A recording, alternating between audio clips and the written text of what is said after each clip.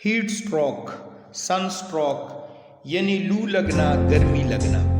درج ذیل علامات لو لگنے کو ظاہر کرتی ہیں: آبکائی، سوکھی گرم جلد، سانس لینے میں دقت، چکر آنا، منہ سوکھنا، تیز بخار، پسینہ آنا، متلی، جو، سر درد۔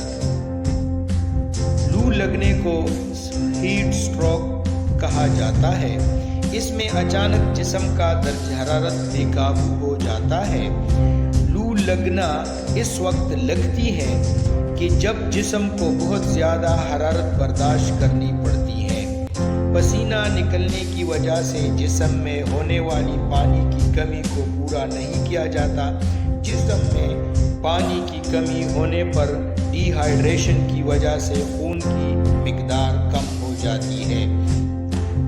اس صورت میں جسم کو فیصلہ کرنا پڑتا ہے کہ خون کی کم مقدار اندر کے اعضاء کو دی جائے یا جلد کو، چونکہ اندرونی اعضاء زیادہ اہم ہوتے ہیں، لہذا خون انہیں دے دیا جاتا ہے۔ اسی وقت جسم سے پسینہ باہر نکلنے کی صلاحیت بھی ختم ہو جاتی ہے۔ ان دونوں وجوہات سے حالت سنجیدہ ہو جاتی ہے۔ ایک تو جسم میں پسینہ نہ ہونے کی وجہ سے بھاپ کی نکاسی کے عمل میں رکاوٹ پڑتی ہے، اس سے جلد کو ٹھنڈک نہیں پہنچ پاتی، اور دوسرے یہ کہ جلد کو خون کی مقدار کم مل رہی ہوتی ہے، تو زیادہ گرمی جلد ہی سے باہر نکلتی ہے۔ جلد میں خون کی مقدار کم پہنچنا اور پسینہ باہر نکلنا پانا، دونوں ہی وجوہات مل کر جلد کی حرارت بڑھا دیتی ہیں۔ اگر اس حالت میں جلدی اور موزوں علاج نہ کیا جائے تو دماغ ہمیشہ کے لیے معاف ہو جاتا ہے اور مریض کی موت بھی ہو سکتی ہے۔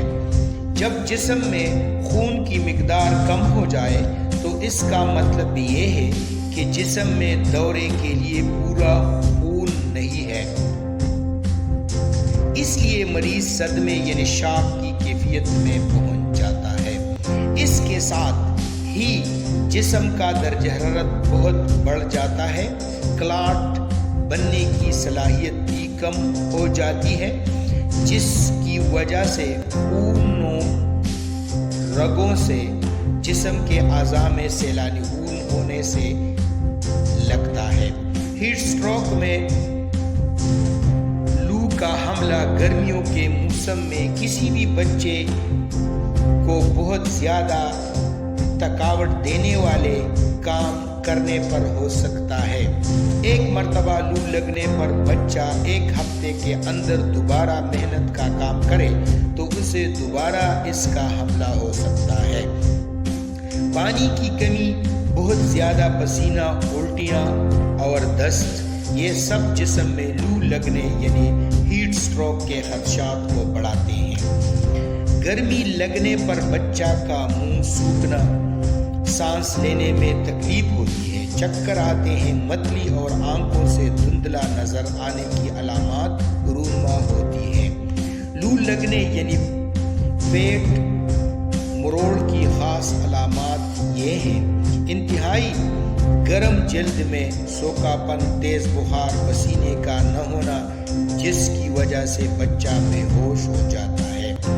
پریکاشن، احتیاطی تدابیر: بیمار کو ٹھنڈے پانی سپنج کریں، بیمار کو پنکھا لگائیں، آئس پیک یا ٹھنڈا گیلے تلیے گردن، بغلوں اور کمر پر لگائیں۔